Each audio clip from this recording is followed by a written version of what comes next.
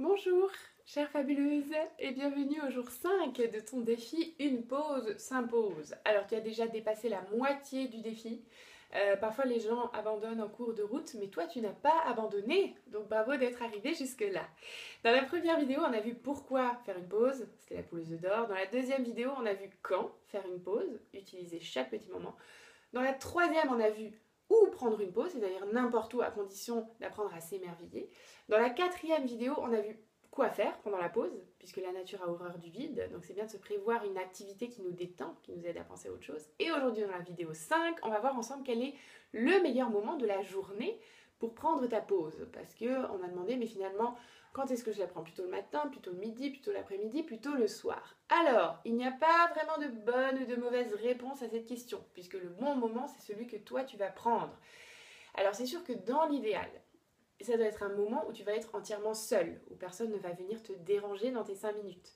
Donc, pendant que les enfants dorment, ou pendant qu'ils sont à l'école, ou à la garderie, ou pendant qu'ils sont avec leur père, ou avec une babysitter, ou ailleurs.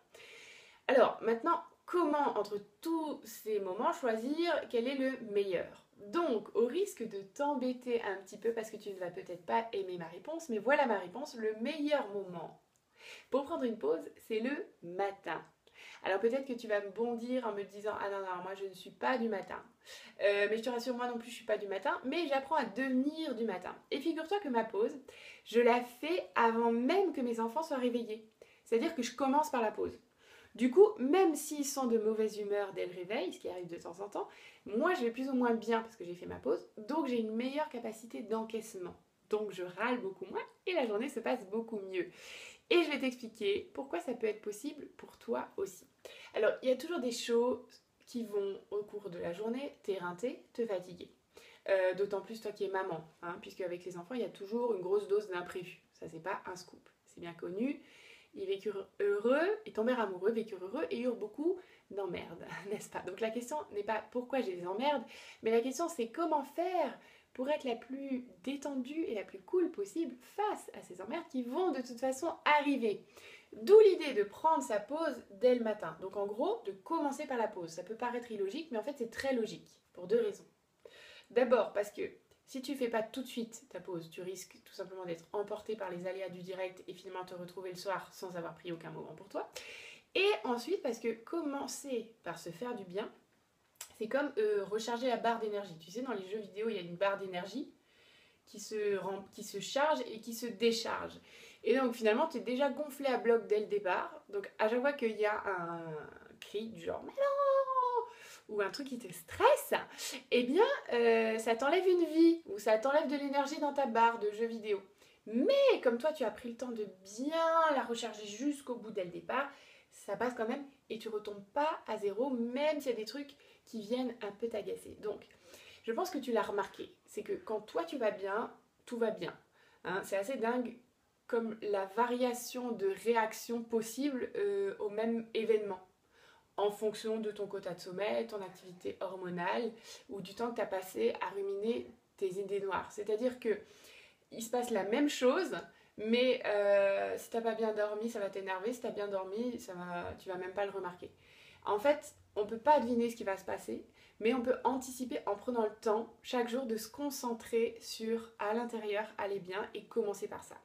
Donc dans cette vidéo, on a vu que le meilleur moment pour prendre une pause, c'est le plus tôt possible dans la journée.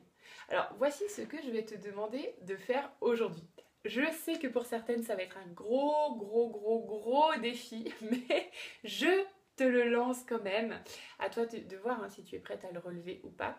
Donc mon défi, c'est de prendre ton réveil, là maintenant tout de suite dès que la vidéo est terminée, et d'aller le régler 10 minutes plus tôt pour demain matin. Donc ne t'inquiète pas, je t'enverrai la vidéo du jour vers entre 5 et 6 heures du matin. Donc sauf si vraiment tu te lèves avant 5 heures, voilà, mais sinon le mail il sera bien arrivé dans ta boîte mail et tu pourras direct regarder ta vidéo du jour de demain et tu pourras directement prendre ta petite pause avant même que tout le monde soit réveillé. Ah ah. Alors je sais que pour certaines ça va être hyper défiant. Je sais que c'est difficile parce que même sans faire de bruit, parfois les enfants, je sais pas, ils ont un sixième sens, ça les réveille. Et du coup on se réveille 10 minutes plus tôt, mais en fait ils sont réveillés aussi donc ça sert à rien. Mais je te lance quand même ce défi. C'est pas grand chose, c'est juste 10 minutes. Au pire, si vraiment tes enfants viennent te déranger, bon bah tu pourras toujours faire ta pause plus tard, mais au moins tu auras tenté l'aventure de commencer la journée en prenant soin de toi, et c'est possible de toi toute seule. Alors, une fois que tu auras réglé ton réveil un peu plus tôt pour demain matin, bien sûr tu vas prendre du temps bien sûr, pour toi aujourd'hui. Et comme hier, ben, tu règles ton minuteur sur 5 minutes, tu fais quelque chose qui te fait plaisir et tu t'en souviens, la nature a horreur du vide. Donc tu remplis tes pensées et tu te trouves un lieu qui t'inspire et puis surtout tu t'émerveilles de où tu es et de ce que tu es en train de faire.